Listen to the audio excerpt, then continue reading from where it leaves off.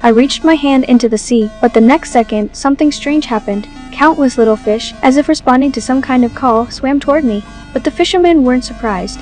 Every time they took me out to sea, they always returned with full nets. My ability had provided for hundreds of people on the island, but my secret was far more than that. Every morning, a line of people would form outside my adoptive parents' home. No matter what illness someone had, if they'd ever met me, they were healed. Even the smallest cut would heal at a visible speed, right before their eyes. The people on the island treated me like a savior, worshipping me as if I were a god. It was me who allowed them to live a life of wealth, no longer burdened by disease. However, over time, the island's peace was torn apart by the fishermen's greed. One day, Jack and I went up the mountain to play. Suddenly, we found a huge beehive on the ground.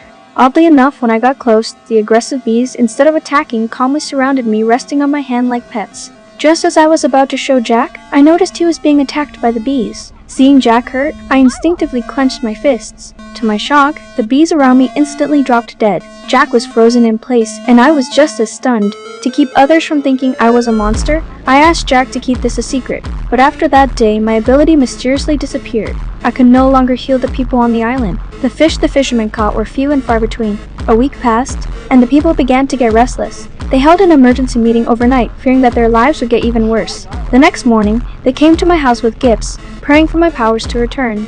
That night, while Lisa was comforting me to sleep, she noticed her wound was healing. She called for her husband Nick, and he was shocked to see the scar on his hand disappearing before his eyes. They realized my healing powers had returned. Lisa wanted to tell Aunt May immediately, since Aunt May suffered from severe Alzheimer's. During the time I couldn't heal, her condition had worsened, but Nick stopped her. He knew that if Aunt May regained her mind, the islanders would use me again. He said life and death were natural, and Lisa shouldn't interfere. However, Lisa couldn't hold back. She secretly brought Aunt May over in the middle of the night. At that moment, Aunt May's Alzheimer's miraculously healed. But the fishermen's catch still didn't improve, and they began blaming Lisa. It turned out that after regaining her mind, Aunt May had leaked the news about my restored abilities. Aunt May realized that I could only heal while asleep, and she came up with a terrifying idea.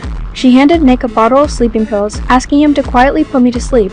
That way, the islanders could continue to enjoy my blessings. At first, Nick refused, but Lisa kept urging him.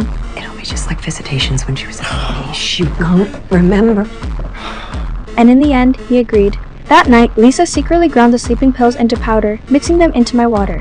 When I fell into a deep sleep, she and the other villagers carried me down to the beach. The fishermen set up the nets in the sea, and Lisa, holding me, stepped slowly into the water.